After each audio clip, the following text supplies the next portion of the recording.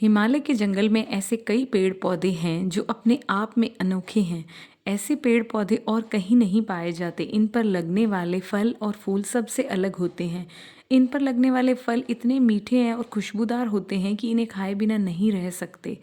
ऐसा ही एक पेड़ नदी के किनारे था जिस पर सारे बंदर अपने राजा के साथ रहा करते थे। बंदरों के राजा का नाम महाकपि था। महाकपि बहुत ही समझदार और ज्ञानवान थे। महाकपि का आदेश था कि उस पेड़ पर कभी कोई फल न छोड़ा जाए। जैसे ही फल पकने को होता वैसे ही वानर उसे खा लेते। महाकपि का मानना था कि अगर कोई फल पका और अगर वह टूटकर नदी के रास्ते किसी मनुष्य तक पहुंचा तो ये उनके लिए हानिकारक हो सकता है। सभी वानर महाकपि की इस बात से सहमत थे और उनकी आज्ञा का पालन करते थे।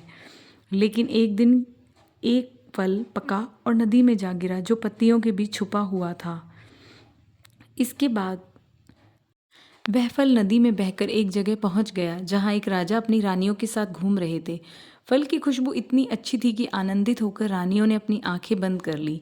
राजा भी इस खुशबू पर मोहित हो गए। राजा ने अपने आसपास निहारा और उस नदी में बहता हुआ वह फल देखा। राजा ने उसे उठाकर अपने सिपाहियों को दिया और कहा कि इसे खाकर देखें कि क्या ये फल सही है। एक सिपाही ने उस फल को खाया और कहा यह बहुत मीठा है। इसके बाद राजा ने भी उस फल को खाया और आनंदित हो उठे।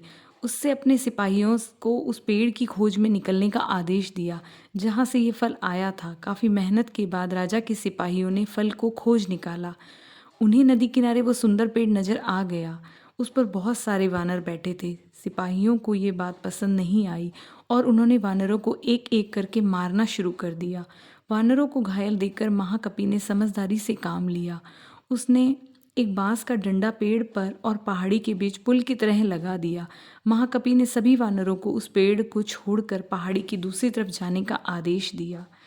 वानरों ने महाकपि के आदेश का पालन किया और वो सभी बांस के सहारे पहाड़ी से दूसरी तरफ की ओर निकल चले।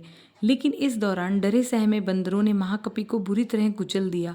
सिपाहियों ने तुरंत राजा के पास जाकर सारी बात बताई। राजा महाकपि की वीरता से बहुत प्रसन्न हुए और सिपाहियों को आदेश किया महाकपि को तुरंत महल में लाएं और उनका इलाज करवाएं। सिपाहियों के ऐसा ही किया, लेकिन जब महाकपि को महल लाया गया तब तक वह मर चुका था। कहानी से सीख ये मिलती है कि वीरता और समझदारी हमें इतिहास के पन्नों में जगह दिलाती है। साथ ही इस कहानी से यह भी सीख मिलती है कि हर मुश्किल घड़ी में समझदारी से काम लेना चाहिए।